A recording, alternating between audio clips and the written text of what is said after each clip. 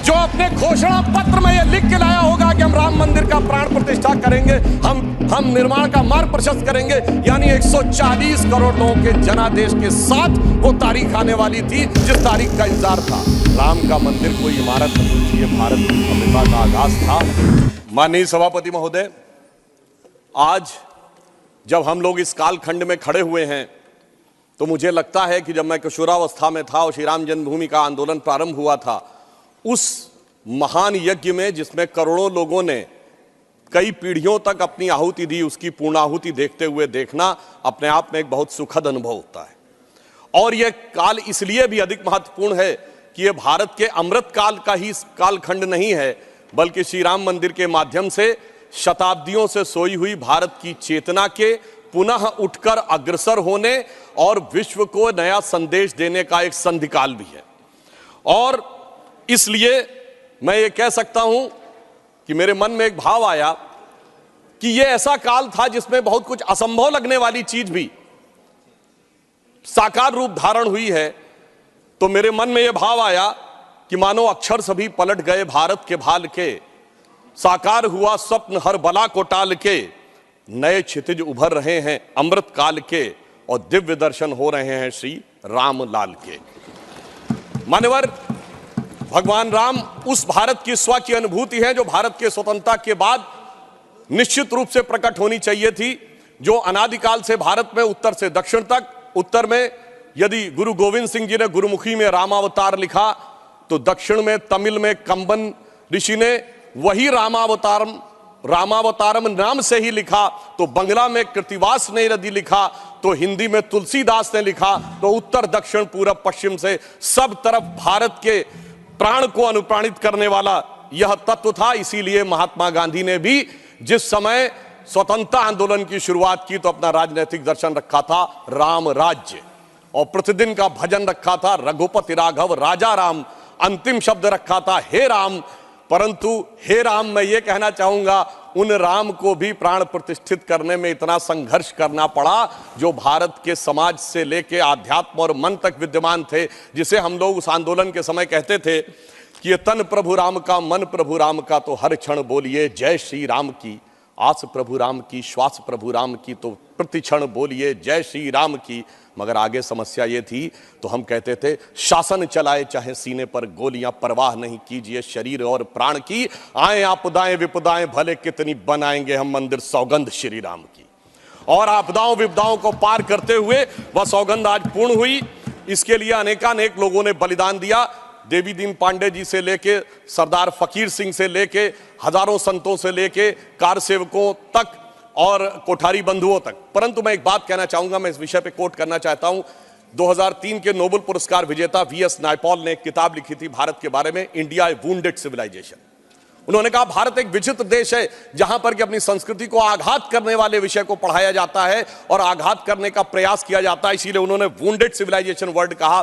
मैं इसलिए कह रहा हूं कि जो इतिहास में प्रत्यक्ष प्रमाण थे उनको भी झुटलाने का प्रयास हुआ। श्री राम जन्मभूमि केस के सिर्फ 2 उदाहरण बताना चाहता हूं।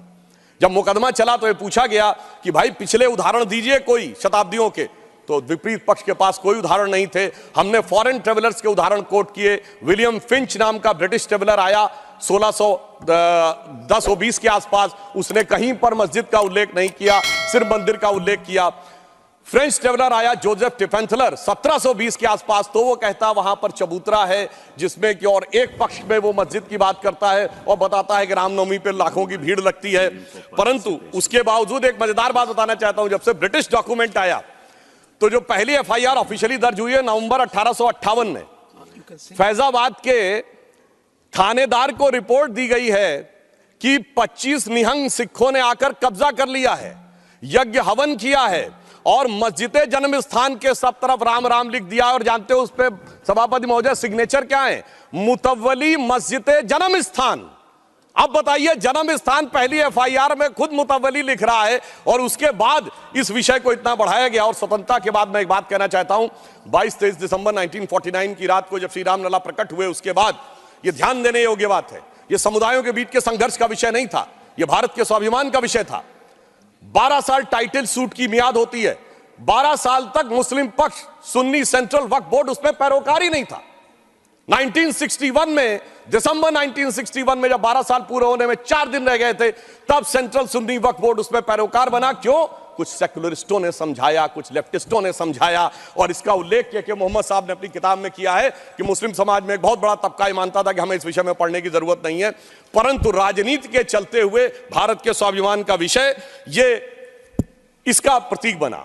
परंतु उसके बाद कोर्ट का निर्णय आया, संपूर्ण मर्यादाओं को पूर्ण करते हुए आज ये दिन आया। तो मैं कई बार हम लोग से कहा जाता है कोर्ट का निर्णय आया तो इसमें आपने क्या किया, तो मैं बताना चाहता हूं, हम जब जब सत्ता में आए 1991 में कल्याण सिंह जी की सरकार ने आकर 67 एकड़ भूमि का अधिग्रहण किया।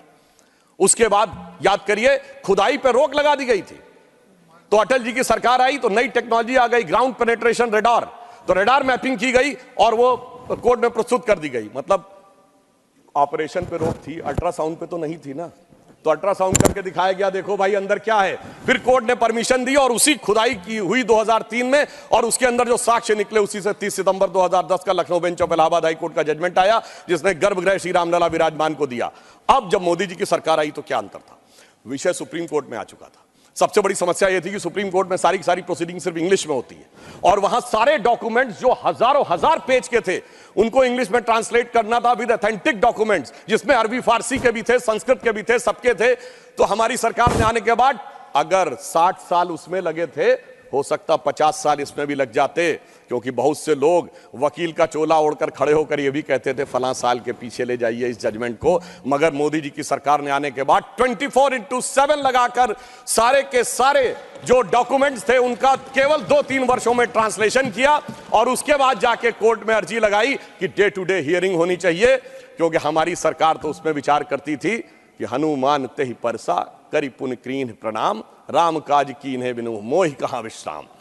और फिर आपने देखा कि वो जब जजमेंट आया, और ये भी एक सुखद संयोग देखिए कि मान्यवर, हमसे टीवी डिबेट में अक्सर बहुत पूछा जाता था कि आ गए भाजपा वाले, कहते हैं रामलला हम आएंगे, मंदिर वहीं बनाएंगे, तारीख नहीं बताएंगे। महोदय, राम का मंदिर कोई इमारत नहीं थी, ये भारत की भव्यता का आगाज था, और वो तारीख कोई तारीख नहीं थी, वो काल की गति थी। और वो तारीख क्या थी मैं बताना चाहता हूं। जब रामलला इस मंदिर में आए हैं तो वो तारीख आई है, 4 करोड़ गरीबों को घर लेकर आई है, 11 करोड़ लोगों के लिए शौचालय लेके आई है, 54 करोड़ लोगों के लिए जनधन अकाउंट लेके आई है, हर गांव में बिजली, हर गांव में सड़क लेकर आई है, और इतना ही नहीं, हर शहर में हर राज्य में एयरपोर्ट लेकर आई है, समुद्र पे सबसे बड़ा सेतु अटल सेतु लेकर आई है, और चिनाब नदी पे दुनिया का सबसे ऊंचा पुल चिनाब का पुल लेकर आई है, हाईएस्ट एफडीआई लेके आई है, हाईएस्ट फॉरेन एक्सचेंज रिजर्व लेके आई है, फास्टेस्ट ग्रोइंग इकोनॉमी लेके आई है। और जनाब वो फिल्म का डायलॉग होता था, तारीख पे तारीख, तारीख पे तारीख वाला इंडियन पैनल कोड को तारीख का हिस्सा बनाकर भारतीय न्याय संहिता लेके आई है, जो 3 साल के अंदर सारी तारीखों को खत्म कर देगा। मगर महोदय, ये तारीख का राज थोड़ा और गहरा है, क्योंकि जब राम मंदिर की प्राण प्रतिष्ठा होनी थी तो तारीख वो होनी थी कि प्रधानमंत्री को जाना था, यानी तारीख उसका इंतजार कर रही थी कि ऐसा प्रधानमंत्री आएगा जो उस दिन आकर प्राण प्रतिष्ठा करेगा। और वो प्रधानमंत्री भी कैसा होगा, जो कि पूरे राष्ट्र का सपोर्ट लेकर, हाँ बोल रहे हैं प्लीज, अरे भाई बोल रहे हैं madam please, not allowed, please बैठे आप, काहे परेशान आपको इजाजत नहीं है, nothing is going on record, please. अरे सुनिए, आप बोले। महोदय, प्रधानमंत्री भी कौन होगा, जो पूरे देश का जनादेश लेकर आया होगा और दूसरी बार भी लेकर आया होगा, जो अपने घोषणा पत्र में यह लिख के लाया होगा कि हम राम मंदिर का प्राण प्रतिष्ठा करेंगे, हम निर्माण का मार्ग प्रशस्त करेंगे। यानी 140 करोड़ लोगों के जनादेश के साथ वो तारीख आने वाली थी जिस तारीख का इंतजार था।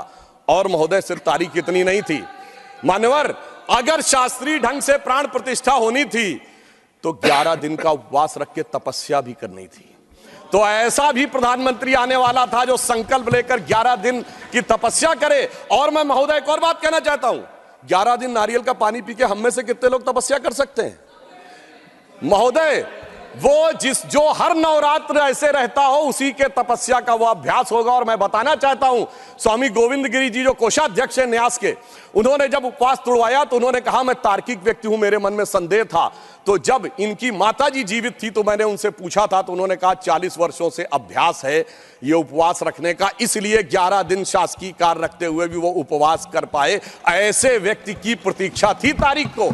और फिर दक्षिण में जाकर, चाहे नासिक हो और फिर चाहे गुरुवायूर का मंदिर हो अथवा रामेश्वरम में खड़े होकर जब प्रधानमंत्री जी 22 कुओं के जल से स्नान कर रहे थे, जो भारत के संपूर्ण क्षेत्र का प्रतिनिधित्व करते हैं, तो यह संदेश था दूर दक्षिण सिरे पर खड़े होकर कि देखिए ये राम है जो घट घट में व्याप्त है पूरे उत्तर से दक्षिण तक। और उस तपस्या से प्रकट होने के बाद उस प्रधानमंत्री की दरकार थी तारीख को, क्योंकि राम का काज कौन कर सकता है। गोस्वामी जी लिख गए हनुमान चालीसा में, सब पर राम तपस्वी राजा, जिनके काज सकल तुम साजा। अगर राम तपस्वी राजा थे तो तपस्वी प्रधानमंत्री भी होना चाहिए था वो करने के लिए, और इस तारीख का इंतजार था। तारीख का ये राज समझने के लिए हम आपको समझाएंगे भी तो शायद आप नहीं समझ पाएंगे। और इसीलिए मैं कहना चाहता हूं कि इतना ही नहीं, महत्वपूर्ण बात यह थी कि सब कुछ शांति और सौहार्द से निपट गया। जब राम मंदिर का मुद्दा उठा था तो कितने प्रकार की चीजें होती थी। इसके लिए हमें निश्चित रूप से सरकार, प्रधानमंत्री को धन्यवाद देना चाहिए। पूरे देश में जिस प्रकार का सौहार्दपूर्ण वातावरण रहा, और महोदय 90-92 में भारत ही नहीं अगल बगल भी बहुत कुछ हुआ था। अब की अगल बगल में भी शांति बनी रही, ये तपस्वी राजा का प्रताप था। और इतना ही नहीं महोदय, अबू धाबी में भी मंदिर बनने जा रहा है। मुझे लगता है भारत के लिए अमृत काल में सांस्कृतिक गौरव का इससे बेहतर काल नहीं आ सकता था कि राम मंदिर भी बन रहा है और अबू धाबी में भी मंदिर बन रहा है। और मैं एक और बात कहना चाहता हूं महोदय, यह हिंदू मुस्लिम का विषय नहीं था, यह भारत के जय और विजय का विषय था, और उससे भी बढ़कर यह मूल्यों का विषय था। कौन से मूल्य थे? एक मूल्य वो जिसमें भगवान राम उस मूल्य के प्रतीक बनते हैं जिसमें 4 भाई हैं, पिता के एक वचन पर वन चले जाना, दूसरे भाई का जंगल जाना, तीसरे भाई का खड़ाऊ रखकर शासन करना, एक ये परंपरा थी। और दूसरी परंपरा वो जिस बाबरी परंपरा में भी 4 भाई थे, शुजा, मुराद, दारा और औरंगजेब। एक ने 3 को कत्ल कर दिया, बुढ़ापे में बाप को जेल में डाल दिया, और इतने पे भी संतोष नहीं हुआ बल्कि सर काटकर थाली में रख के जेल में बंद बाप के पास भेजा। आप किसी मत को मानने वाले हो, अपने घर में क्या देखना चाहते हैं, भाई की खड़ाऊ या भाई का सर? इन 2 मूल्यों के अंतर का यह प्रतीक था। इसका हिंदू मुस्लिम से कोई नहीं था। और मैं अपने विरोधियों को बताना चाहता हूं, मान्यवर, उर्दू में भी एक रामायण लिखी गई है, चकबस्त रामायण, और उसमें इसी मूल्य को अप्रिशिएट किया गया है कि जब भगवान राम राजा दशरथ से अनुमति लेकर जाते हैं तो उर्दू के प्रसिद्ध शायर चकबस्त ने, और वो लखनऊ के रहने वाले थे, उन्होंने लिखा है, रुखसत हुए वो बाप से लेकर खुदा का नाम, रुखसत हुए वो बाप से लेकर खुदा का नाम, और राहे वफा की मंजिलें अव्वल हुई तमाम। यानी उनको तो दिखा कि राहे वफा की कौन सी मंजिलें हैं जो अव्वल हो रही हैं। मगर क्या बताऊं महोदय, एक फैक्ट बताना चाहता हूं। 22-23 दिसंबर 1949 की रात को जब श्री राम लला प्रकट हुए तो सबसे पहले वो रोशनी किसने देखी थी? वो यूपी गवर्नमेंट का एक सिपाही था जिसका नाम था अब्दुल बरकत। उसने बाकायदा मजिस्ट्रेट के सामने बयान दिया है कि रात में उसको दिव्य रोशनी दिखी, और जब दिव्य रोशनी हटी तो वहां पर श्री राम लला विराजमान थे। अब्दुल बरकत को रोशनी 1949 में दिख गई, मगर कुछ सियासत वालों को रोशनी 2024 में नहीं दिख रही है।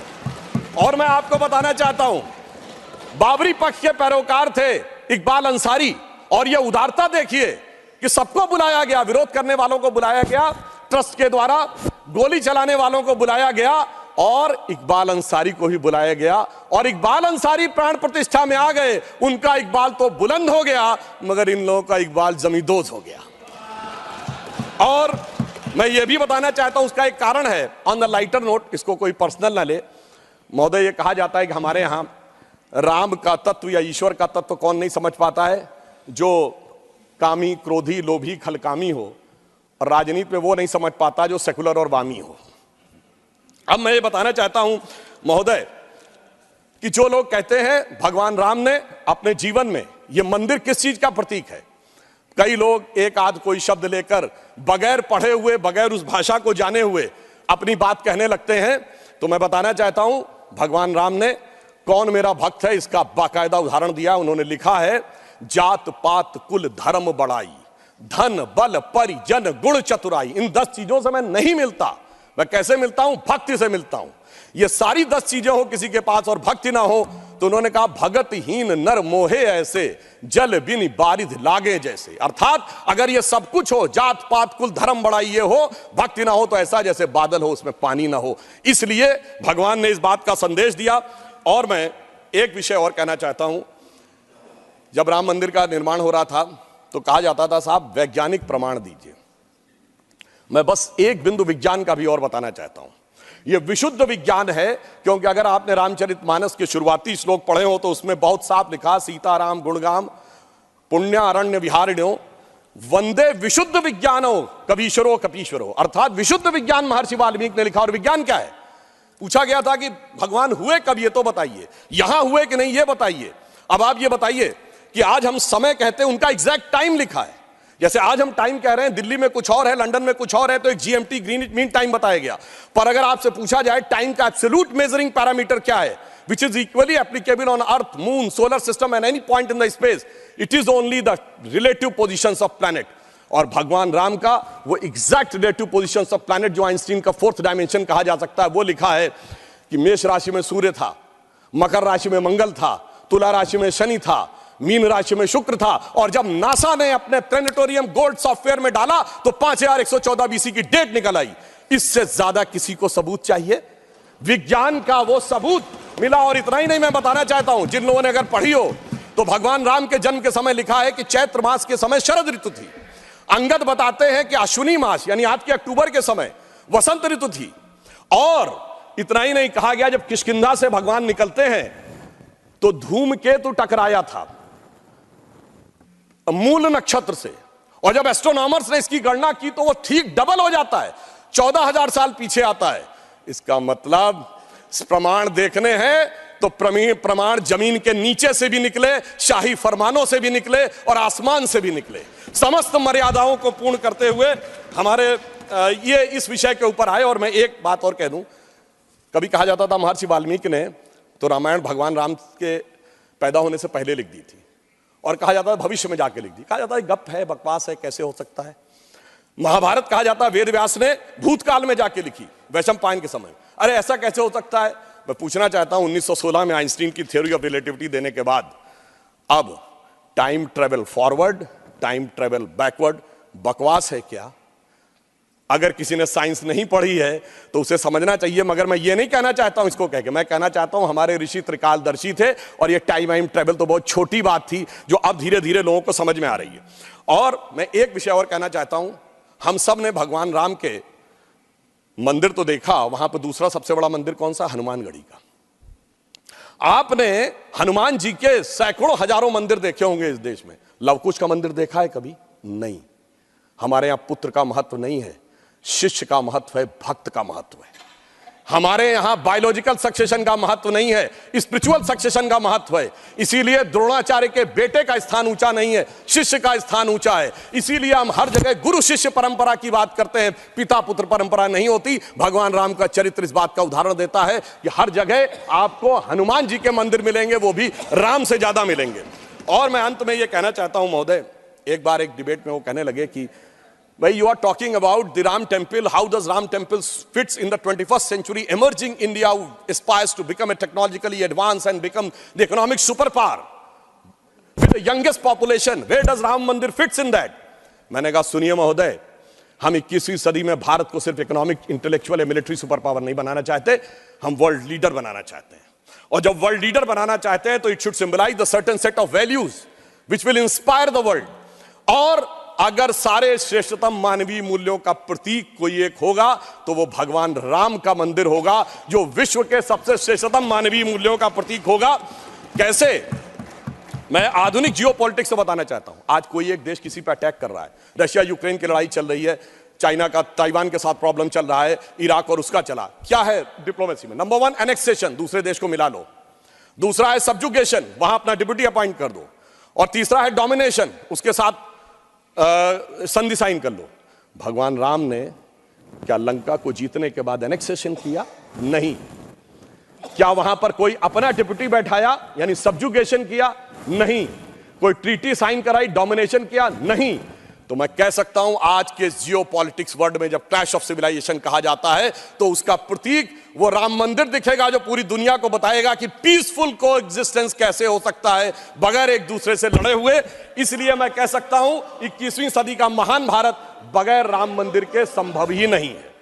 और अंत में मैं सिर्फ ये कहना चाहता हूं, एक नया इतिहास बना है और यह हमारी सरकार और माननीय प्रधानमंत्री जी की उस दृढ़ इच्छा शक्ति का प्रतीक है जिसके लिए कहा जाता था अरे 370 कभी हटेगी नहीं, राम मंदिर कभी बन ही नहीं सकता।